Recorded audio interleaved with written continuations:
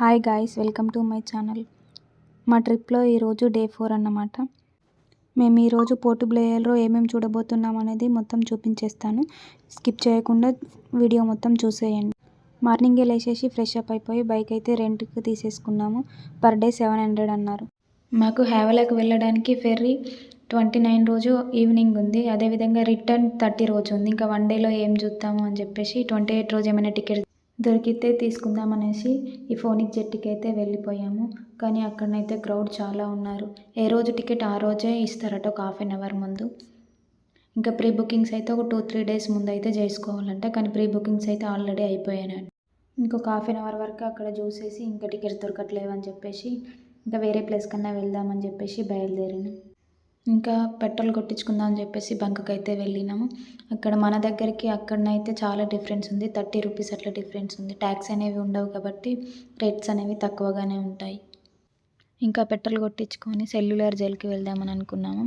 ఇక్కడ నుండి అయితే 3 కిలోమీటర్స్ అట్లా చూపిస్తుంది. ఇంకా బయలుదేరినాం. లొకేషన్ అయితే చాలా బాగుంది. రోడ్కి ఇరువైపులా చెట్లు, పక్కన సముద్రము, చూడ్డానికైతే చాలా బాగుంది. ఇంకా ఫైనల్గా సెల్యులార్ జైల్ దగ్గరికి అయితే వచ్చేసాము. ఇంకా పార్కింగ్ చూస్తే కొంచెం దూరంలో ఉంది, అక్కడ పెట్టేసి వచ్చేసాం. ఇంకా టికెట్ తీసుకుందామని చెప్పేసి టికెట్ కౌంటర్ దగ్గరికి అయితే వెళ్ళిపోతున్నాము. లేజర్ షో ఏమైనా టికెట్స్ దొరుకుతాయి అనుకున్నాం కానీ అసలు దొరకలేదు. మేము ఆన్లైన్లో ట్రై చేసాం కానీ దొరకలేదు. ఇక్కడ కూడా అవైలబుల్లో లేవంట, అన్ని బుకింగ్స్ అయిపోయాయట. టికెట్ రేట్ వచ్చేసి 30 రూపీస్ ఉంది. ఫారెనర్స్కి అయితే 100 రూపీస్ ఉంది. ఇంకా ఒక ఫోటో బయట దిగేసి లోపలికైతే వెళ్ళిపోయాము. ఇక్కడనైతే మన ఫ్రీడమ్ ఫైటర్స్ యొక్క కొన్ని ఫొటోస్ ఉన్నాయి. వాళ్ళ యొక్క ఇన్ఫర్మేషన్ అయితే కొంచెం అయితే పెట్టేశారు. ఇక్కడ సెల్యులార్ జైల్ యొక్క రెప్లికానైతే పెట్టేశారు. మొత్తం 7 బ్లాక్స్ అట్లా ఉన్నాయి దీంట్లో. చూడండి ఒకసారి గ్లాస్లో ఏ విధంగా కనిపిస్తుందో.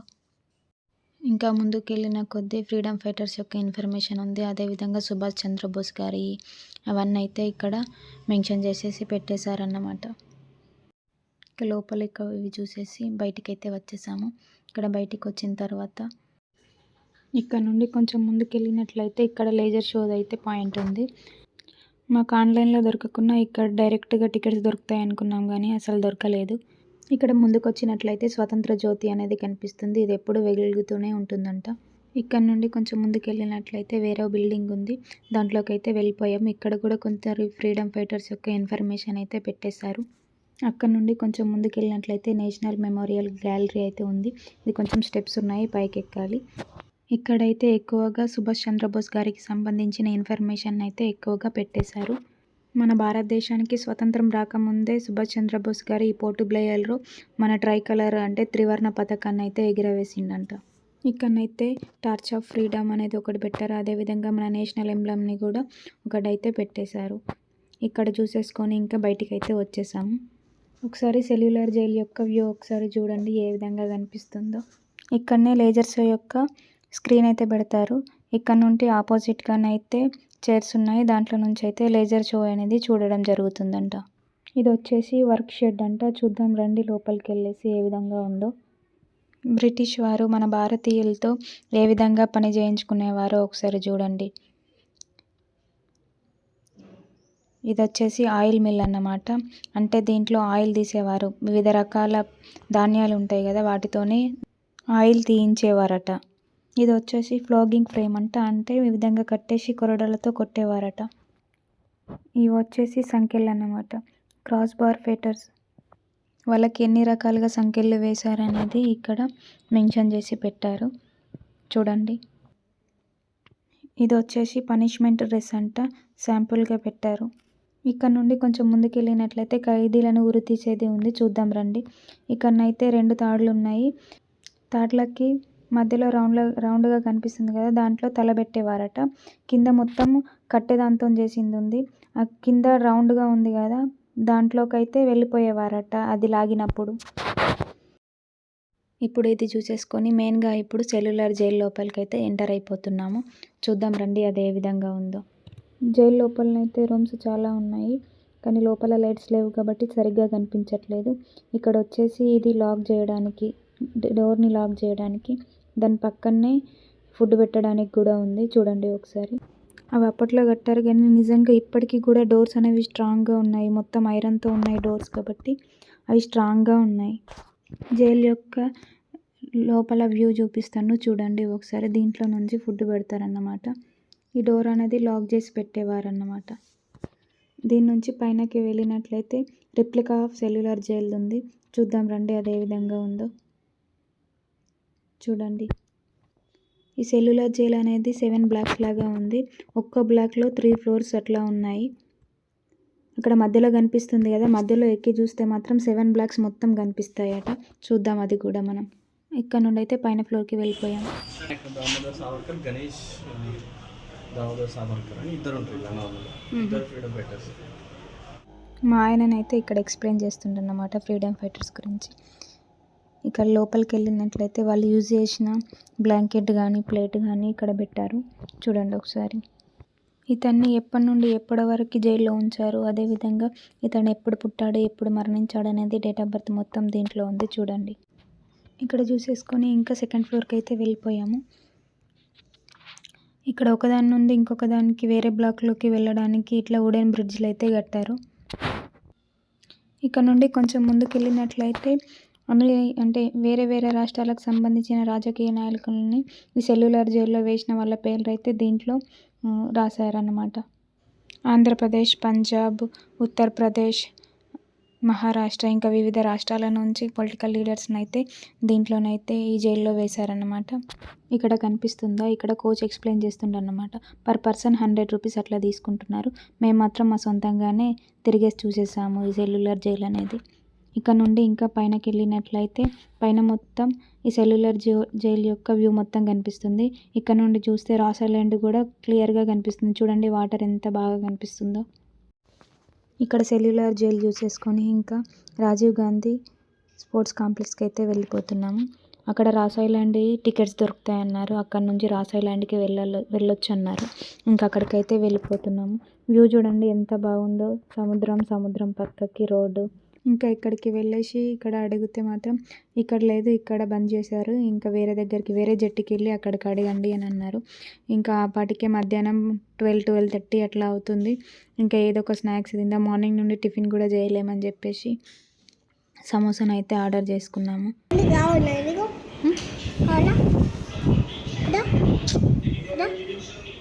ఇక్కడ సమోసా తినేసి వేరే జట్టుకి అయితే వెళ్ళాము. కానీ అక్కడ కూడా రాస్ ఐలాండ్కి వెళ్ళట్లేదు అన్నాడు.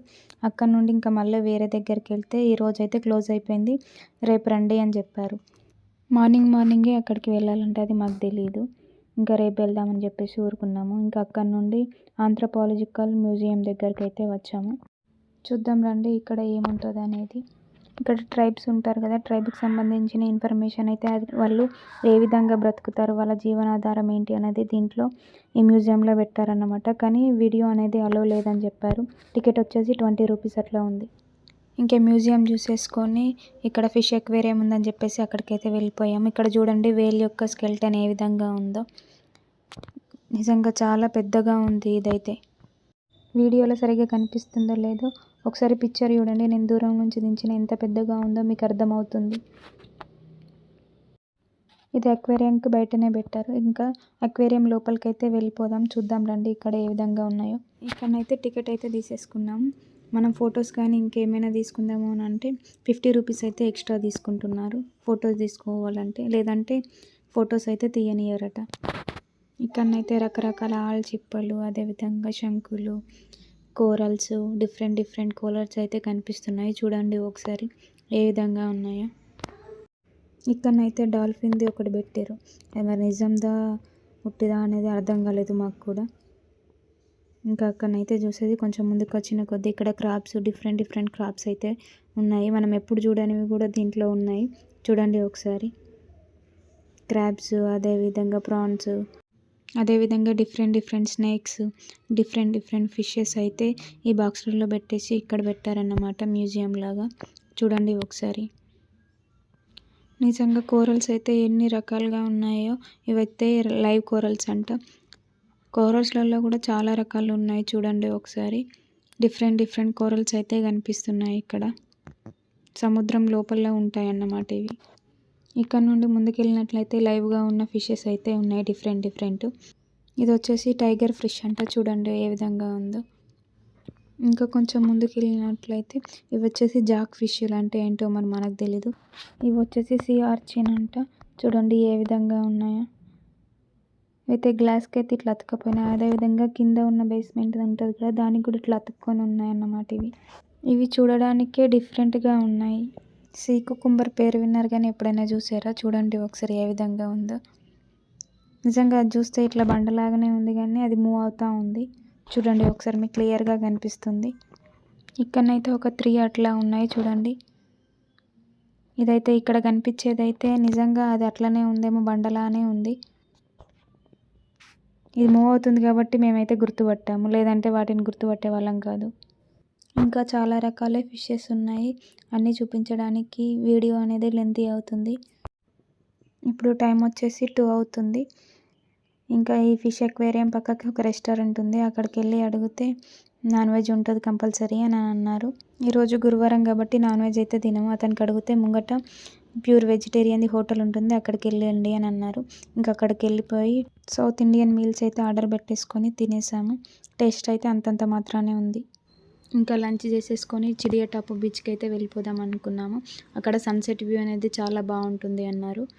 ఇంకా అక్కడికైతే వెళ్ళిపోతున్నాము. ఇక్కడ నుండి అయితే 40 to 45 మినిట్స్ అయితే జర్నీ ఉంది.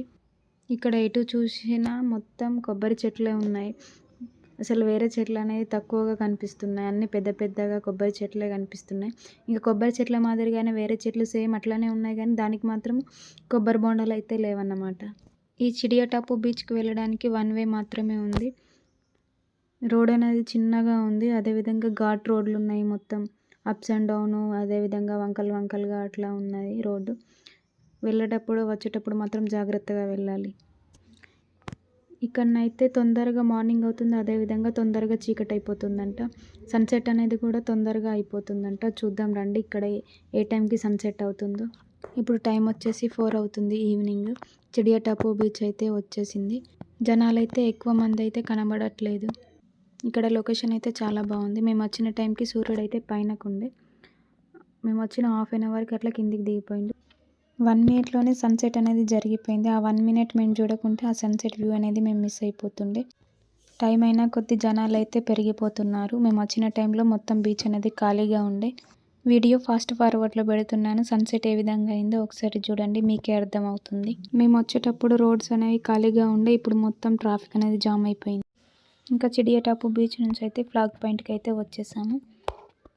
ఇక్కడ 1943లోనే సుభాష్ చంద్రబోస్ గారు ఈ త్రివర్ణ పతాకాన్ని ఎగిరేశారట. ఇక్కడ ఫ్లాగ్ పాయింట్ చూసేసుకొని మా ఆయన వాళ్ళ ఫ్రెండ్ని అయితే కలిసాము, అంటే వాళ్ళ కొలీగ్స్ అన్నమాట. అతను ఒక ప్లేస్కి అయితే తీసుకెళ్ళాడు, అదేంటంటే చాత్తం అంట. చూద్దాం రండి అక్కడ ఏముంటుంది అనేది.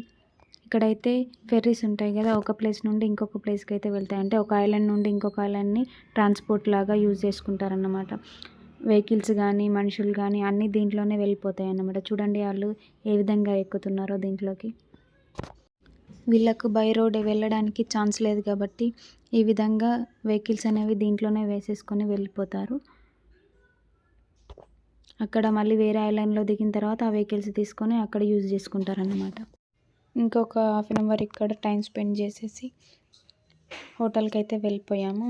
అక్కడనైతే డిన్నర్ చేసేసి ఇంకా రూమ్కి వెళ్ళేసి పడుకున్నాం.